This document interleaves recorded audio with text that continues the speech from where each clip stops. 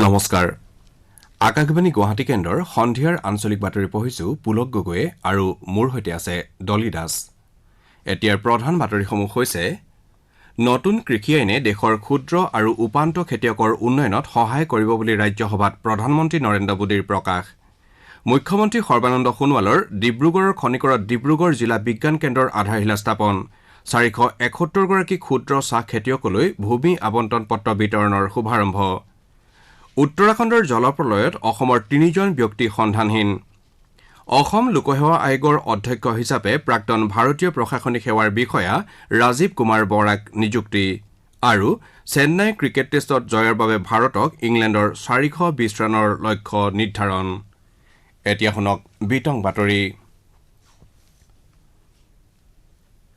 প্ৰধানমন্ত্ৰী নৰেন্দ্ৰ মোদীয়ে আজি দেশৰ কৃষকসকলক নিশ্চয়তা প্ৰদান কৰি কৈছে যে নতুন কৃষি আইনে দেশৰ ক্ষুদ্ৰ আৰু উপান্ত খেতিয়কৰ উন্নয়নত সহায় কৰিব আজি ৰাজ্যসভাত ৰাষ্ট্ৰপতিৰ ভাষণৰ ধন্যবাদসূচক প্ৰস্তাৱ পাঠ কৰি প্ৰধানমন্ত্ৰীগৰাকীয়ে এই কথা প্ৰকাশ কৰে শ্ৰী মোদীয়ে নতুন কৃষি আইনখনে দেশৰ 12 কোটি ক্ষুদ্ৰ আৰু উপান্ত খেতিয়কৰ মনোকামনা পূৰণৰ লক্ষ্য লৈছে বুলি প্ৰকাশ কৰে প্ৰধানমন্ত্ৰীগৰাকীয়ে কয় যে দৰিদ্ৰ আৰু কৃষকসকলৰ উন্নয়নৰ বাবে চৰকাৰ প্ৰতিশ্ৰুতিবদ্ধ তদুপৰি তেওঁ কয় যে ফসল বীমা যোজনাৰ অধীনত দেশৰ ক্ষুদ্ৰ খেতিয়কসকলক 90,000 কোটি টকা প্ৰদান কৰা হৈছে প্ৰধানমন্ত্ৰী কিষাণ যোজনাৰ যোগেদিও 1,15,000 কোটি টকা প্ৰত্যক্ষভাৱে কৃষকৰ বেংক একাউণ্টত জমা দিয়া হৈছে প্ৰধানমন্ত্ৰীগৰাকীয়ে লগতে আন্দোলনৰত কৃষকসকলক আন্দোলন প্ৰত্যাহাৰ কৰি চৰকাৰৰ সৈতে আলোচনাত বহিবলৈ আমন্ত্ৰণ জনায় মুখ্যমন্ত্ৰী সৰ্বানন্দ সোণোৱালে ডিব্ৰুগড়ৰ খনিকৰত ডিব্ৰুগড় জিলা বিজ্ঞান কেন্দ্ৰৰ আধাৰশিলা স্থাপন কৰাৰ লগতে জিলাখনৰ 471 গৰাকী ক্ষুদ্ৰ চাহ খেতিয়কলৈ আনুষ্ঠানিকভাৱে ভূমি আবণ্টন পত্ৰ বিতৰণৰ শুভাৰম্ভ কৰে উল্লেখযোগ্য যে ৰাজ্য চৰকাৰে 150.42 কোটি টকা ব্যয়েৰে 11খন জিলাত জিলা বিজ্ঞান কেন্দ্ৰ স্থাপনৰ বাবে সিদ্ধান্ত গ্ৰহণ কৰিছে আৰু ইয়াৰে ডিব্ৰুগড় জিলা বিজ্ঞান কেন্দ্ৰৰ নিৰ্মাণ কাৰ্য শুভাৰম্ভ কৰা হয় অনুষ্ঠানত ভাষণ প্ৰদান কৰি মুখ্যমন্ত্ৰীয়ে কয় বিজ্ঞান কেন্দ্ৰ স্থাপনৰ জৰিয়তে সমাজৰ বাধাৰ প্ৰাচীৰ স্বৰূপ অন্ধবিশ্বাস দূৰ কৰাৰ বাবে নতুন প্ৰজন্মই বিজ্ঞানৰ সৈতে খোজত খোজ মিলাই আগবাঢ়ি যাব লাগিব তদুপৰি ঢেকিয়াজুলিত অসমৰ চাহৰ বিৰুদ্ধে আন্তঃৰাষ্ট্ৰীয় ষড়যন্ত্ৰ ৰচনা হৈছে বুলি প্ৰধানমন্ত্ৰী নৰেন্দ্ৰ মোদীয়ে কৰা মন্তব্য আধৰি মুখ্যমন্ত্ৰীগৰাকীয়ে কয় যে অসমৰ চাহৰ সুনাম কোনো মূল্যৰ বিনিময়ত অসমবাসীয়ে বিনষ্ট হ'বলৈ নিদিয়ে ইফালে ডিব্ৰুগড়ত কালি মুখ্যমন্ত্ৰীগৰাকীয়ে ডিব্ৰুগড় আৰক্ষী অধীক্ষকৰ কাৰ্যালয়ৰ আধাৰশিলা স্থাপন কৰাৰ লগতে ডিব্ৰুগড় পূব ৰাজচক্ৰৰ বিষয়াৰ নৱনিৰ্মিত ভৱন আৰু গ্ৰাম্যপথ কাৰ্যতন্ত্ৰ ব্যৱস্থাপনা গোটৰ নৱনিৰ্মিত কাৰ্যালয় ভৱনৰ উদ্বোধন কৰে ইয়াৰ লগতে মুখ্যমন্ত্ৰীগৰাকীয়ে আজি ডিব্ৰুগড়ৰ ইণ্ডিয়া ক্লাবৰ ওচৰত থকা পাৰ্কত বিশিষ্ট পণ্ডিত professor emeritus doctor Amaresh Dutta আৰু আধুনিক ডিব্ৰুগড় চহৰ নিৰ্মাণৰ কাৰিকৰ ডক্টৰ ফণীন্দ্ৰ নাথ ঘোষৰ প্ৰতিমূৰ্তি স্থাপনৰ আধাৰশিলা স্থাপন কৰাৰ উপৰিও এটা আধুনিক প্ৰেক্ষাগৃহ নিৰ্মাণৰো আধাৰশিলা স্থাপন কৰে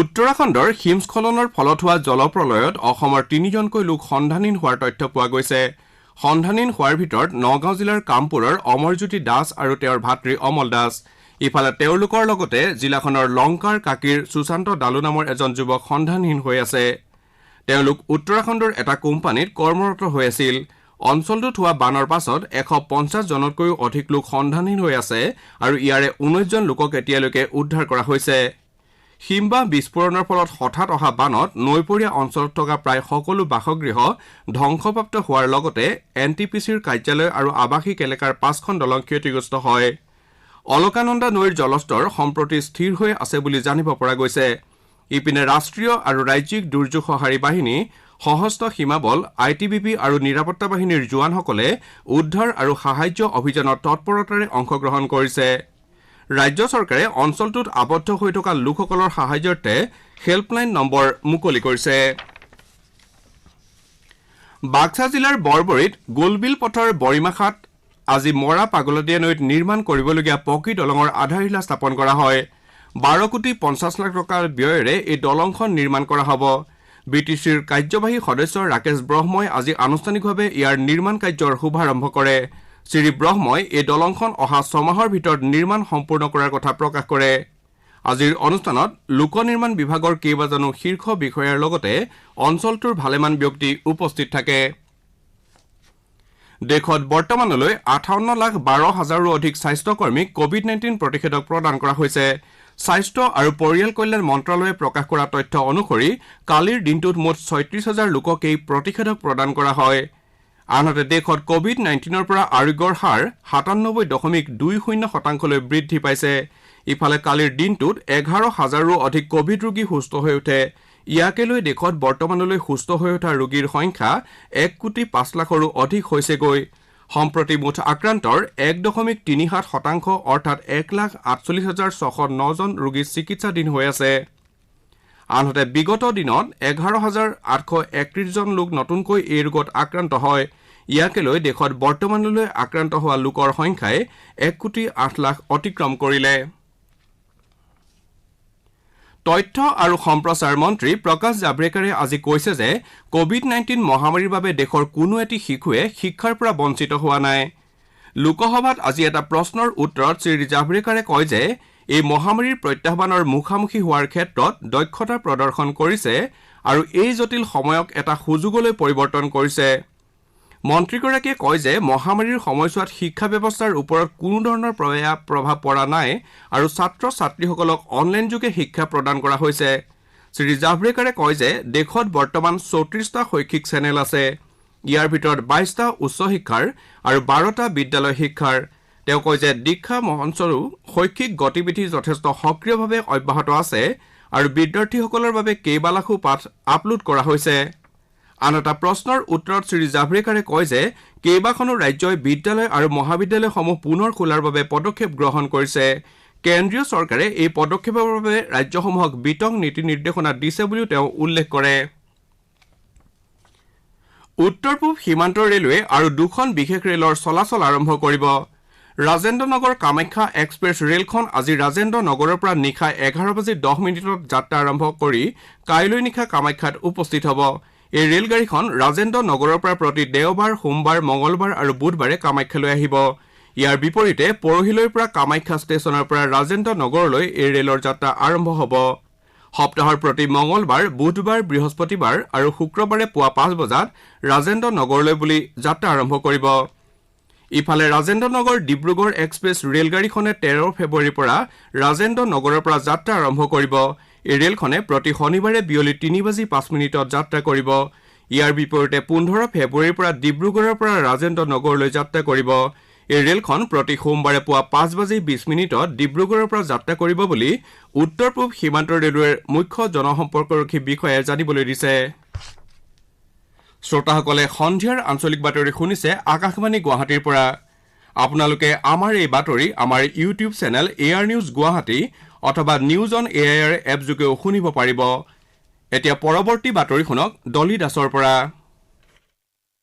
প্ৰধানমন্ত্ৰী নৰেন্দ্ৰ মোদীয়ে আশ্বাস প্ৰদান কৰি কৈছে যে ন্যূনতম সমৰ্থন মূল্য অব্যাহত থাকিব আৰু নতুন কৃষি আইনে কৃষিজাত সামগ্ৰীৰ বজাৰ সমিতিৰ মণ্ডিসমূহক কোনো ধৰণে দুৰ্বল নকৰে। তেওঁ লগতে কয় যে দৰিদ্ৰ জনসাধাৰণৰ বাবে সুলভ মূল্যৰ ৰেচন আঁচনিও অব্যাহত থাকিব। শ্ৰীমোদীয়ে ক্ষুদ্ৰ কৃষকসকলৰ উত্থানৰ বাবে সকলোকে একত্ৰিত হোৱাৰ প্ৰয়াস কৰাৰ বাবে আহ্বান জনায়।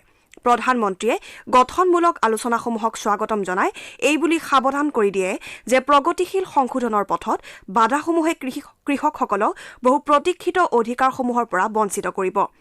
কৃষি মন্ত্ৰীৰ দ্বাৰা বিক্ষোভ প্ৰদৰ্শন কৰা কৃষকসকলৰ সৈতে অনুষ্ঠিত আলোচনালানিৰ ওপৰত আলোকপাত কৰি শ্ৰীমোদীয়ে কয় যে এই সমস্যা সমাধান কৰাৰ বাবে চৰকাৰ এতিয়াও আলোচনাৰ বাবে সাজু।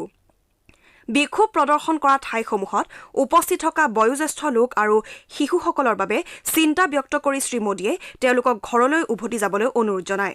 প্ৰধানমন্ত্ৰীয়ে কয় যে কৃষকসকল বিশেষকৈ পঞ্জাৱৰ কৃষকসকলক ভুল পথে পৰিচালিত কৰা হৈছে। পঞ্জাৱৰ লোকসকলৰ বীৰত্ব আৰু বলিদানৰ বিষয়ে উল্লেখ কৰি শ্ৰীমোদীয়ে কয় যে দেশে পঞ্জাৱৰ জনসাধাৰণ আৰু কৃষকসকলক সন্মান কৰে।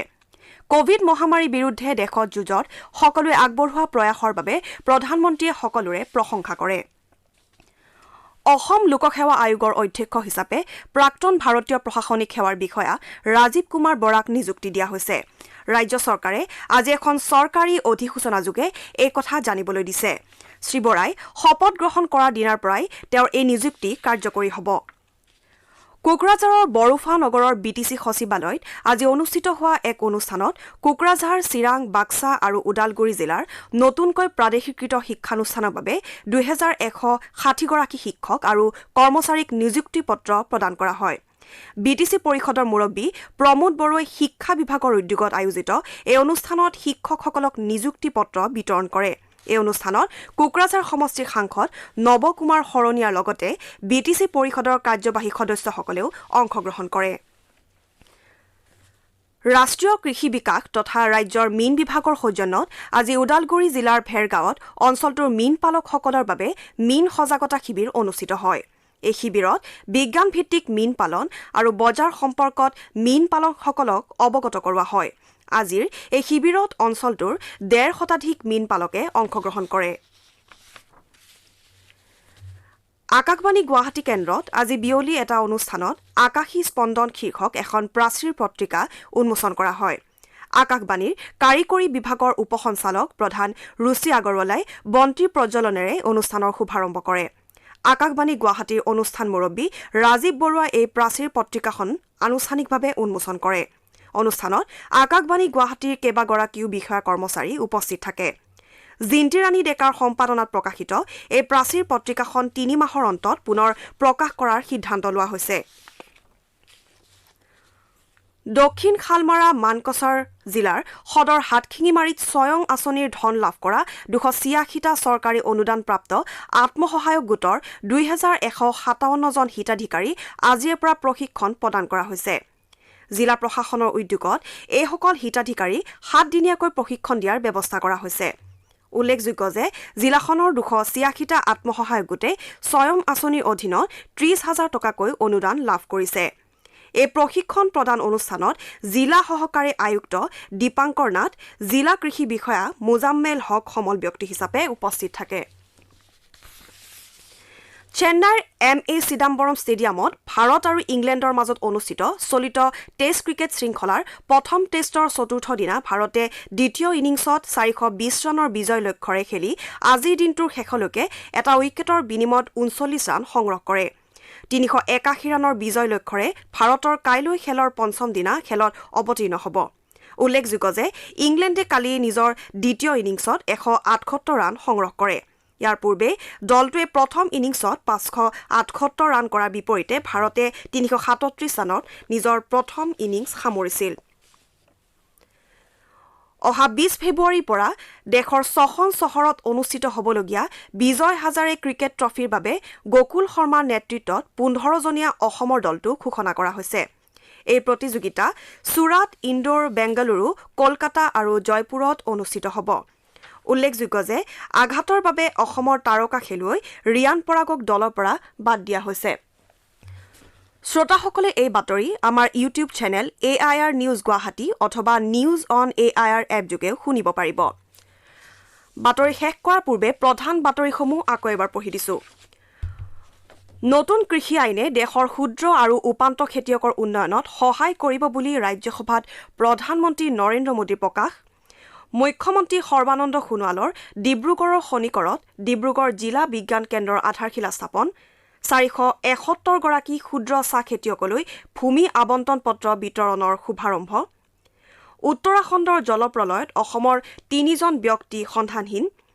অসমৰ লোকসেৱা আয়োগৰ অধ্যক্ষ হিচাপে প্ৰাক্তন ভাৰতীয় প্ৰশাসনিক সেৱাৰ বিষয়া ৰাজীৱ কুমাৰ বৰাক নিযুক্তি।